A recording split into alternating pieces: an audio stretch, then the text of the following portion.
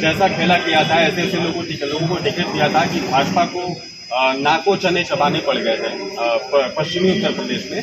ठीक कुछ वैसा ही पूर्वी उत्तर प्रदेश में भी मायावती के द्वारा किया गया है और वहां पे ऐसे ऐसे लोगों को टिकट दिया गया है कि भाजपा को कड़ी टक्कर मिलने वाली है इस बार। तो क्या लगता है आपको कि मायावती इस बार, पिछली बार तो वो आरएलडी के साथ, सपा के साथ सब मिलकर के चुनाव लड़े थे, लेकिन इस बार मायावती अकेले लड़ रहे हैं? क्यों? क्योंकि सपा और कांग्रेस एक साथ हो गई हैं और आरएलडी जो है वो भारतीय जनता पार्टी के साथ लग गए हैं। मतलब त्रिकोणीय मुकाबला जो है वो देखने को मिलेगा। तो इसमें मायावती की पोजीशन आप क्या बताओगे आने वाले लोकसभा में? हमें नहीं लगता है इस लोकसभा चुनाव में मायावती की कोई पोजीशन निकल कर आएगी। हमें तो यही लगता है कि उसका वोट परसेंट भी पहले से डाउन है, क्योंकि आज जो हालात हैं, हमें ये मेरा निजी वो है कि बहन जी को के सामने दो समस्या थी कि या तो अपने आप को बचाऊं या समाज को बचाऊं।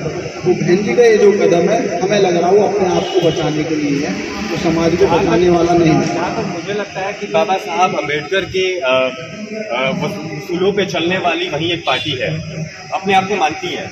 बाबा साहब के उसूलों पर चलने वाली वही पार्टी है, लेकिन ये आपने अक्सर देखा होगा, कोई भी पार्टी हो या कोई भी उद्योग हो या कोई भी सोशल मूवमेंट हो, तो उसके फाउंडर होते हैं, तो फाउंडरों की जो सोच होती है वो अलग होती है और जो उसमें बीच में सम्मिलित होते हैं उनकी सोच अलग होती है। इसलिए अक्सर देखा ये गया है कि जब फाउंडर जब तक जिंदा होता है तो पार्टी दबादब ऊपर बढ़ती है और उसमें अनुशासन होता है, सब कुछ होता है। और फाउंडर के जाने के बाद कोई सी भी पार्टी हो, आप बीजेपी देख लो, फाउंडर जाने के बाद कितना बुरा हाल होगा, आप कांग्रेस देख लो, आप बीएसपी देख लो, सबका ये सिस्टम। इसी सिस्टम में बहुजन समाज पार्टी भी आज जो असली मुद्दे थे, जो सोच साहब काशीराम की, उससे थोड़ा भटक गई है, तो इसलिए परिणाम दूसरी तरफ है। मतलब काशीराम जी के नेतृत्व में बहुजन समाज पार्टी ने उत्तर प्रदेश में शिक्षा के क्षेत्र में बड़ी अच्छा काम किया था, सुनने में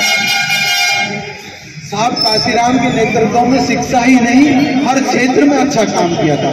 क्योंकि मैंने अभी बताया कि वो फाउंडर थे, वो एक मतलब जो भी कोई योजना बनाता तो उसके दिमाग में बहुत सारी चीजें होती हैं, बहुत सारी कल्पनाएं होती हैं कि भाई आगे आने के बाद मुझे कहाँ पहुंचना है। अगर वो जिंदा होते तो आज देश में ये हालत नहीं होती। किसी की ताकत नहीं थी कि अगर संविधान को खतरे में ला सकता था, क्योंकि उनकी जो सोच थी, उनकी सोच ऐसा माहौल बनने ही नहीं देती। और मैं तो यहाँ तक कहता हूँ कि हो सकता है साहब काशीराम इस देश के प्रधानमंत्री बन जाते और इस देश की तस्वीर और तकदीर कुछ और ही होती।